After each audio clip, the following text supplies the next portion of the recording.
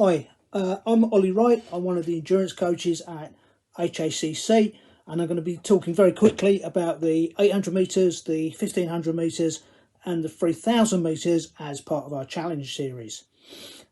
Three things to clear up first. The club was too cheap to buy me an auto cue, so if you see me looking over there a lot, I'm just looking at my notes.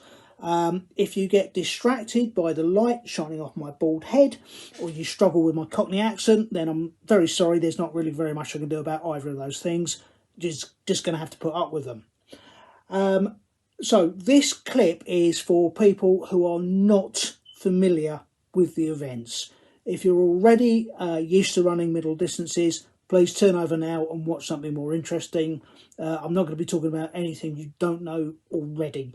This is just for people who are new to the events, perhaps athletes coming from other event groups like the sprints, jumps, throws, etc. Or possibly people who are coming into it from a longer distance like cross country, or they might have done park runs, and they're thinking that the 800 metres or the 1500 metres is too short and too sharp for them.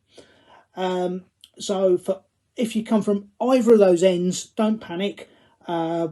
These are all great events for any athlete to try, and it's always good for an athlete to try different distances, different events, and to stretch themselves that bit. So the first thing to think about as part of the challenge is, where are you going to run? Where are you actually going to do your time trials? If you live near the track and can get there safely, brilliant, but don't forget that our track is non-standard. It's 350 metres. So you will need to know exactly where your start line for each event is, and you will need to know how many laps you have to run. If you're not sure about that, talk to one of us, talk to one of the coaches or one of the event organisers, and we'll make sure you know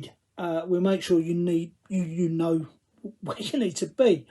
You've got another option, which is to use the cycle track around the edge of the running track. Now that's exactly 400 metres, and the 100, 200, 300, 400 metre lines are clearly marked out. So it'll be 2 full laps for the 800, 3 3/4 for the 1500, 7.5 laps for the 3000.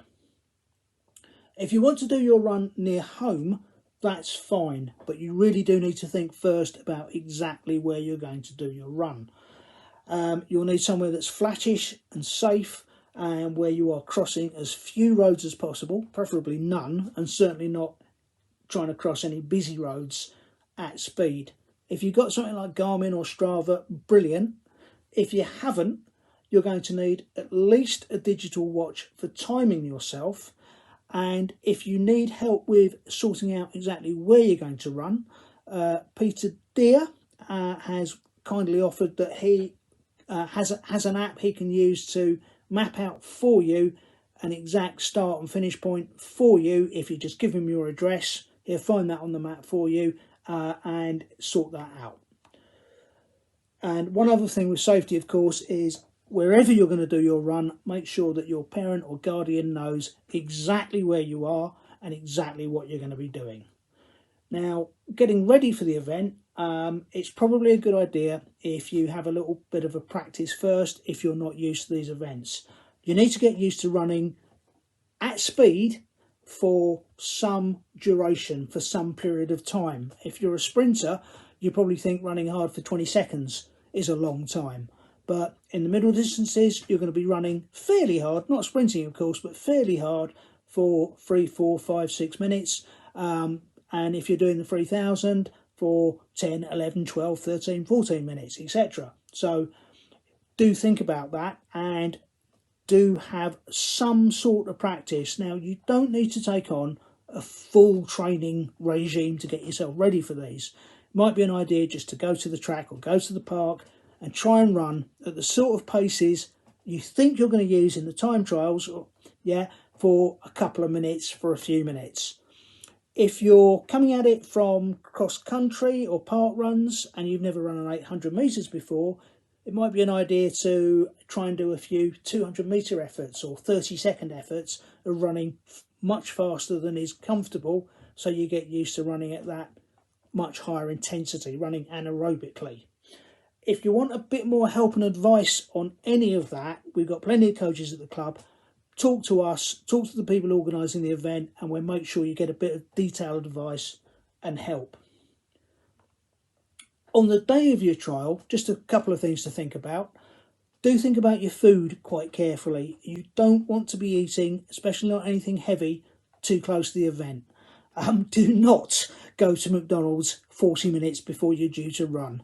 Indigestion and middle distance running do not go together, trust me. Think carefully about what kit you're going to wear on the day. It's very cold at the moment, obviously. You might be tempted to wear too much. Don't forget, if you're doing distance running, you can heat up very, very quickly.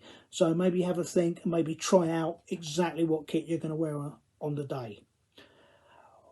Once you're there and you're ready to go, you need to warm up properly. So you should be jogging for a few minutes, nice and slowly, in fact, very slowly, 4, 5, 6, 7 minutes, a very nice, comfortable jog, and then do a few short sprints or strides, sort of 3/4, 80% of your best pace, just to stretch your legs out a little bit over 60 or 70 metres. They're not full sprints, nothing too long. You're just completely loosening yourself up and getting your body ready to go.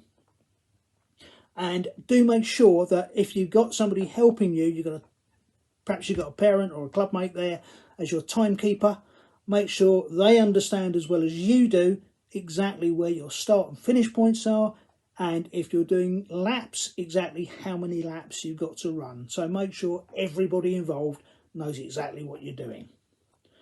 Once you start running, be careful not to start off too fast. It's the most common mistake of all in distance races. Even pace is the ideal thing, and this is why it's a good idea to have some kind of practice session first. But in the last quarter of your effort, whatever distance it is you're running, you need to get really stuck in and really push. It's all about effort at the end, and you might surprise yourself with exactly what you can achieve. When you finish running, make sure you warm down properly. So stretch and take a few minutes to do a nice, easy, comfortable jog. There's no denying, though, that middle distance running is tough, okay? But it is very, very rewarding. So the best advice I can give you is relax a bit, take it easy, enjoy it, and good luck.